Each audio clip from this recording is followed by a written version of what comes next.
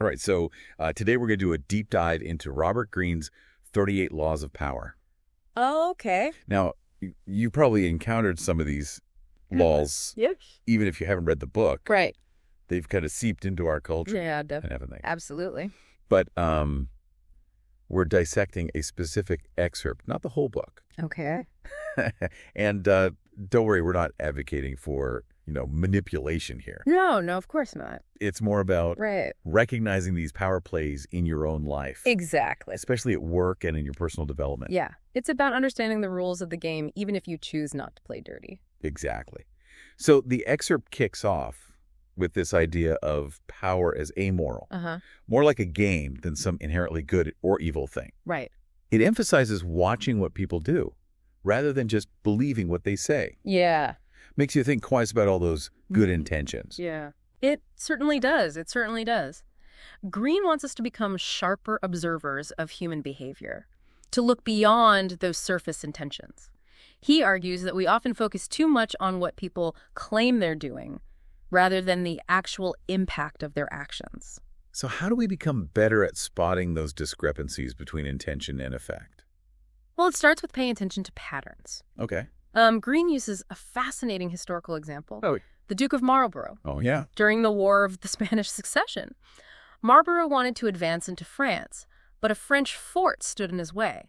Instead of simply destroying the fort, he captured it and made a big show of wanting to keep it. Okay. The French predictably fell for it. Uh-huh. They recaptured the fort and demolished it themselves, thinking they were thwarting Marlborough's plans. It was all a brilliant decoy. Exactly. And that's where this idea of the smokescreen comes in. Concealing your true intentions by appearing to do the opposite. Exactly. The excerpt also uses the example of American financier Jay Gould. He repeatedly set up companies that seemed to threaten Western Union's telegraph monopoly, only to sell them to Western Union for a profit. Each time, Western Union thought they were eliminating a competitor, but they were actually falling deeper into Gould's trap. He was playing the long game, wasn't he? Absolutely. Eventually, Gould used this pattern to launch a hostile takeover of Western Union. They were so accustomed to his smokescreen that they never saw it coming. It makes you wonder if there are people in our own lives pulling similar moves right under our noses. That's a bit unsettling, isn't it? Speaking of appearances, let's move on to the power of image. The excerpt says your reputation is like a stone of touch of power. Yeah, your reputation precedes you. It shapes people's perceptions, their treatment of you, and ultimately your influence. Greene also argues that cultivating an air of mystery can actually boost your presence. It's like the saying, absence makes the heart grow fonder, but applied to power dynamics. Precisely. He points to figures like Franklin D. Roosevelt, whose face was famously unreadable, or Baron James Rothschild, who masked his thoughts with smiles. Talleyrand, the French statesman, was another master of the poker face. So the takeaway here is that we could all benefit from a little more mystery. Not to be manipulative, Right. but to heighten our presence and command more respect.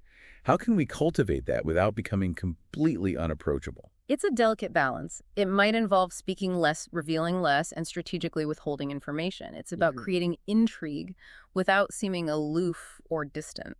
Okay, so we've covered deception and image. Now the excerpt dives into a more ethically ambiguous area, Okay. keeping people dependent on you. This law needs to be handled with care. Greene argues that making yourself indispensable to others gives you more freedom and power. The more they rely on you, the more leverage you have. It's a bit Machiavellian. Yeah. But we can see this play out in real life, even unintentionally. Think of Nikola Tesla, a brilliant inventor whose ideas were often overshadowed because he wasn't associated with specific discoveries. Others took credit for his work, and he faded into obscurity. Yeah. A stark contrast to Isaac Newton's standing on the shoulders of giants, wouldn't you say? Tesla wasn't able to leverage the work of others or make himself indispensable to those who could have helped him. It's a cautionary tale about understanding these power dynamics, even if we choose to use them ethically. Now, on a slightly different note, the excerpt also mentions avoiding those who attract misfortune, Right. the unlucky. Right. Greene introduces the concept of contagion, suggesting that associating with people who are constantly experiencing setbacks can negatively impact your own trajectory. He doesn't suggest abandoning friends in need, but rather being mindful of the energy you surround yourself with. So it's about choosing your inner circle wisely and recognizing that some relationships might hold you back even unintentionally. It's about aligning yourself with those who are moving in the direction you want to go, rather than those who are stuck in a cycle of negativity and misfortune. Okay, let's shift gears and discuss a law that's a bit less ethically charged. Okay. The art of saying less than necessary. The power of silence. Choosing your words carefully and avoiding unnecessary chatter can be incredibly effective.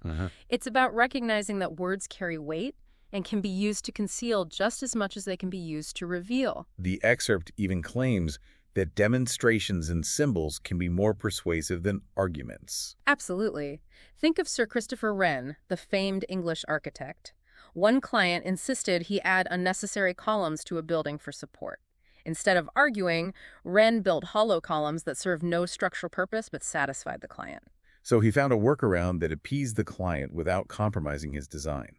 It's a classic example of choosing your battles and understanding that a symbolic gesture can sometimes be more powerful than a lengthy argument. It highlights the importance of understanding your audience and adapting your communication accordingly. Sometimes it's better to show than tell. Which leads us to a seemingly counterintuitive idea, Yeah.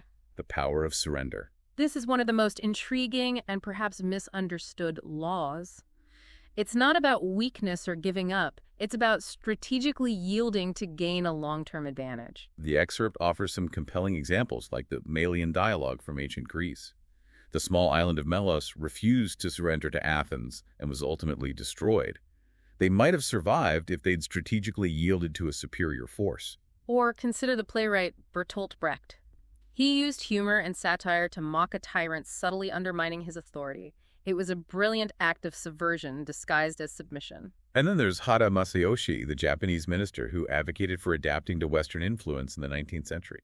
He believed that Japan could avoid conflict and emerge stronger by seemingly surrendering to certain aspects of Western culture. These examples show that surrender can be a powerful tool when used strategically.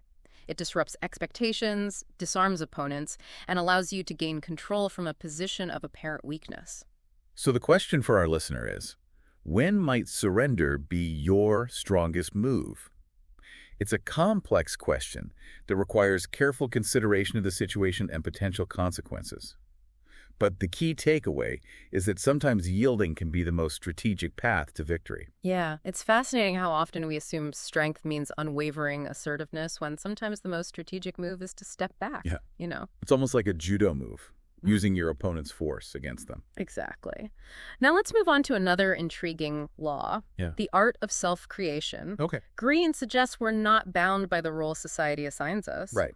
but can actively shape our own identities. So it's not just about playing the game, but about choosing what kind of player you want to be. Precisely. Yeah. And Greene ties this directly to power, arguing that a compelling persona can amplify your influence and memorability. The key is studying your audience and adapting your behavior accordingly. It's not about being fake, but about understanding the unspoken rules and playing strategically, kind of like a chameleon blending in while still standing out.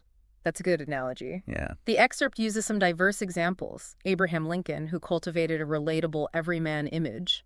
Houdini, the master of suspense who understood the power of drama. And Bismarck, the Iron Chancellor, known for adapting his persona to fit the situation. Oh, wow. Yeah. This reminds me of method acting. Is there a parallel between crafting a persona and embodying a character? There's definitely an element of performance involved. Right. But it's not about pretending to be someone you're not. It's about showcasing the aspects of yourself that resonate with your audience and achieving your goals. So for our listener, what persona do you project to the world? Is it working for you, or is it time for a strategic makeover? It's a question worth pondering. Now let's delve into a more ethically challenging aspect of power dynamics, the art of targeting weaknesses and recognizing dangerous personality types. Ooh, okay. Yeah. This is where things get a bit tricky. But understanding how this law works, even if you'd never use it yourself, is crucial. The excerpt argues that everyone has a weakness, a chink in their armor. Often these weaknesses are rooted in insecurity and uncontrollable emotion, or even a hidden vice. And once you find that pressure point, Right. that's where you apply leverage, right? Yeah. Right. But the excerpt also cautions against offending the wrong person, Right. someone who might retaliate. Choosing your targets wisely is essential. Right. Some individuals are more dangerous than others, and provoking them can have serious consequences. Wow. Greene highlights 5 dangerous personalities. Okay, let's focus on 2. The suspicious man and the long memory serpent. Okay. Those are scary names. The suspicious man constantly sees enemies, making him easy to manipulate because his paranoia makes him vulnerable to suggestion. Wow. Yeah. And the long memory serpent. That name sends chills down my spine. He's someone to avoid. This type never forgets a slight and will bide their time, patiently waiting for the perfect moment to strike back. They're masters of the long game, cunning and ruthless. This makes me think about how important it is to be able to read people. Can we actually spot these dangerous types before they cause us trouble? Developing that skill is crucial for navigating the complexities of power dynamics. It's not about being paranoid, but about honing your social intelligence. Right. How can we learn to distinguish genuine intentions from manipulation? It's a vital question. But more than just avoiding danger, being able to read people, discern motives, and anticipate actions is valuable in all aspects of life, whether at work and relationships or even navigating social situations. Absolutely. It allows you to understand the underlying currents driving interactions and make informed decisions about how to engage or not engage with others. So we've talked about reading people to avoid the more toxic personalities. Right. But how do we apply this to everyday interactions? Well, it's about being observant and recognizing patterns. Pay attention to how people behave under pressure, how they treat those beneath them, and how they react to criticism. Small details often reveal a lot about character. It's like that saying, the devil is in the details. Yeah. But in this case, it might be the serpent in the details. Indeed. Now let's shift gears to a law that resonates with me, the power of saying less than necessary. Ah, yes, the elegance of brevity. Why do you think this resonates with you so much? Well, I find there's a certain power in choosing your words carefully and avoiding unnecessary chatter. It forces you to be more intentional with your communication. It's about recognizing that words have weight and can be used to reveal just as much as they can be used to conceal. The excerpt even argues that sometimes actions speak louder than words. It's about demonstrating your ideas and intentions through your behavior, rather than getting bogged down in endless debates. Exactly. Remember Sir Christopher Wren and those hollow columns? Oh, yeah. He achieved his goal without engaging in a potentially damaging conflict. It's a great reminder that power dynamics are often subtle and nuanced. It's not always about brute force or overt manipulation. Sometimes it's about knowing when to hold back, when to say less, and when to let your actions speak for themselves. It's a valuable lesson for all of us, regardless of our ambitions. It's about deepening our understanding of human behavior and using that knowledge to navigate the world around us. So the question for our listener is this: how often do you get caught up in pointless arguments? Are there situations where saying less or even saying nothing at all might be the more powerful approach? It's definitely something to ponder. Okay, now let's touch on a concept that might seem counterintuitive at first. Okay. The power of surrender.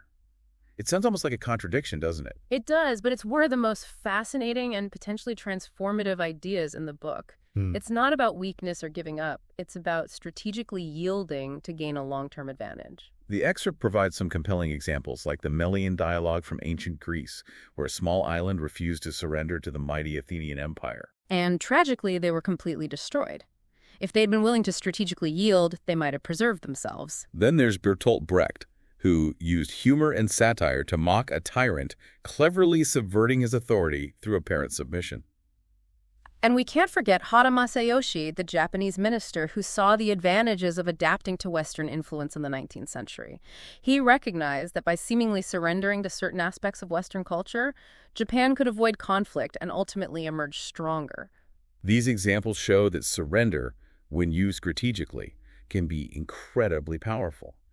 It disrupts expectations, disarms opponents, and can allow you to gain control from a position of apparent weakness. It's about recognizing that sometimes the path to victory lies in knowing when to step back, when to yield, and when to let go. So for our listener, when might surrender be your strongest move?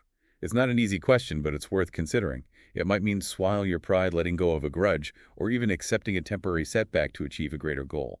Ultimately, Greene's 48 Laws of Power offer a framework for understanding the dynamics of power that are always at play, whether we're aware of them or not. Knowing these laws doesn't mean using them.